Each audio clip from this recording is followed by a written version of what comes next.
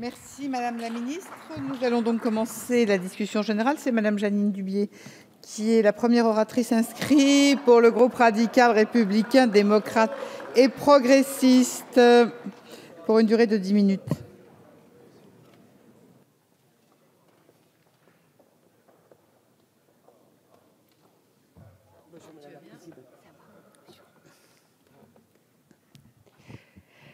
Madame la Présidente, Madame la Ministre, Monsieur le rapporteur, chers collègues, la proposition de loi rapportée par notre collègue Joël Giraud et déposée par l'ensemble de notre groupe radical républicain, démocrate et progressiste relative à la rémunération du capital social des sociétés coopératives a été adoptée à l'unanimité en commission des lois le 2 mars après quelques aménagements rédactionnels proposés par le rapporteur.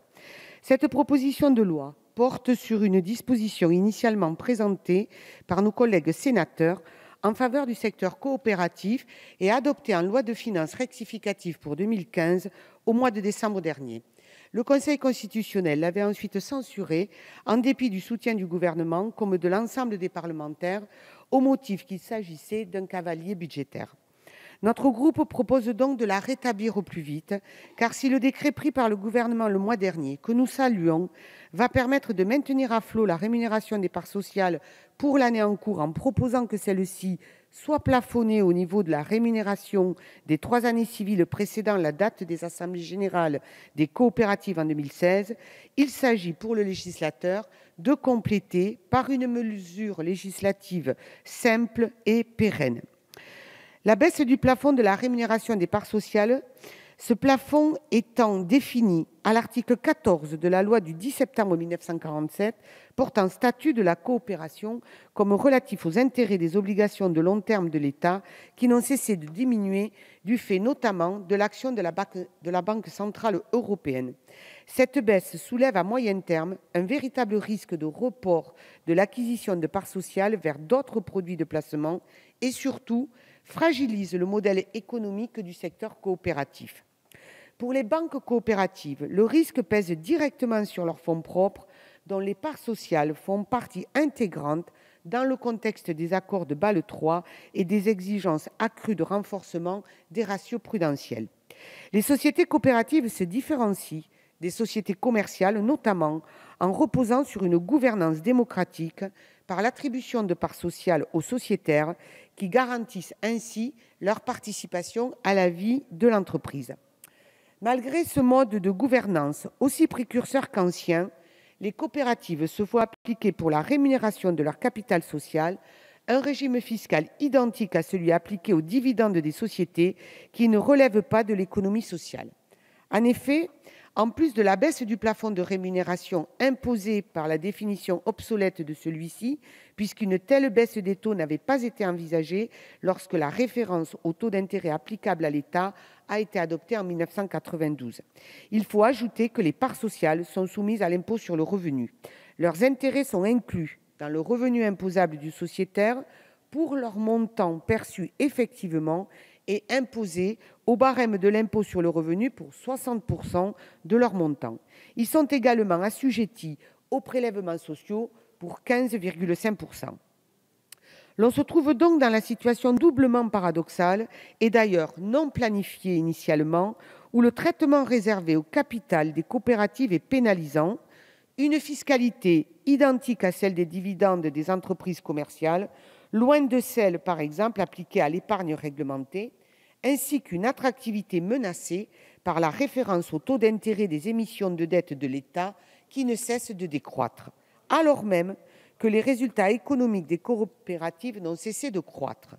Car la progression du chiffre d'affaires cumulé des 100 plus grandes coopératives françaises est constante depuis 8 ans, plus de 4% entre 2008 et 2010, plus 17% entre 2010 et 2012 et encore plus 5% entre 2012 et 2014. Nos grandes coopératives performent avec de surcroît une ancienneté moyenne de 50 ans, sachant que 9 d'entre elles ont plus d'1 siècle, principalement des coopératives de consommateurs et des banques coopératives. Ne perdons pas de vue que le mouvement coopératif français est une référence internationale et que la France est le 2e pays coopératif au monde. avec ses coopératives agricoles, ses banques, ses SCOP, ses coopératives de commerçants, celles des consommateurs ou encore celles des artisans. Car ce qui différencie ainsi nos coopératives de nos entreprises commerciales, c'est leur implantation territoriale, puisque 73% du top 100 coopératives français a implanté son siège en dehors de la région parisienne. La mise à mal indirecte de l'attractivité du capital social des coopératives, contre laquelle nous proposons d'agir, l'absence de rémunération du risque pris par le sociétaire a tendance à limiter les capacités d'investissement des coopératives. Pourtant, les coopératives, et particulièrement dans le secteur agricole, sont un acteur économique majeur et essentiel que nous devons résolument encourager. Celles-ci représentent, selon les derniers chiffres disponibles, 85,1 milliards d'euros de chiffre d'affaires au global, plus de 165 000 salariés, 90% des coopératives agricoles sont des PME ou TPE, 74% des sièges sociaux se situent en zone rurale et notons que 3 agriculteurs sur 4 adhèrent au moins à une coopérative. La coopérative agricole répond aux besoins des exploitants et principalement en amont, avec l'approvisionnement des exploitations en intrants et en aval, avec la collecte, le stockage et la commercialisation des produits, ou encore des services comme l'utilisation en commun du matériel, dite CUMA. Les coopératives doivent se conformer à des modèles de statut homologués par le ministère de l'Agriculture et se fondent sur des principes constructifs. Et je citerai la double qualité, la territorialité, le fonctionnement démocratique, le capitalisme et l'engagement coopératif, l'équité et l'exclusivisme. Ces principes représentent un atout pour l'économie française car en cela, les coopératives agricoles ne sont ni délocalisables ni opéables. De plus, la détention dans le secteur coopératif agricole du capital social est spécifique car il est variable selon le volume d'affaires effectué entre la coopérative et l'exploitation agricole, c'est-à-dire en fonction du rapport entre les apports et les approvisionnements, ce qui conduit l'exploitation à mobiliser chaque année de manière réajustée un capital qui doit recevoir une juste rémunération. Dans la crise majeure que subit le secteur agricole, nous ne pouvons pas bloquer une partie du capital des agriculteurs qui adhèrent à des coopératives et prétendre que cela n'a pas d'importance. Cette proposition de loi tend donc à reprendre la proposition consensuelle émanant de l'ensemble des acteurs du secteur, à savoir que le plafond défini à l'article 14 de la loi du 10 septembre 1947 portant statut de la coopération serait désormais égal à la moyenne des taux moyens de rendement des obligations des sociétés privées, le TMO, constaté au cours des 3 années précédentes l'année de référence majorée de 2 points. Cette majoration, je le rappelle, ne sera pas automatiquement de 2 points puisque les coopératives demeurent libres d'augmenter ou non la rémunération de leur capital social selon leurs bénéfices et leurs résultats. Il vise également à compenser la hausse de la fiscalité que subissent ces produits, contrairement, je le répète, aux produits de l'épargne réglementés comme ceux de l'assurance vie. L'économie sociale est une alternative au capitalisme actionnarial, par exemple en donnant plus de pouvoir aux salariés associés dans les SCOP, où les réserves accumulées sont mises au service du projet collectif que notre groupe et notre majorité soutiennent particulièrement. La loi du 31 juillet 2014 relative à l'économie sociale et solidaire, portée par notre collègue ancien ministre Benoît Hamon, le prouve.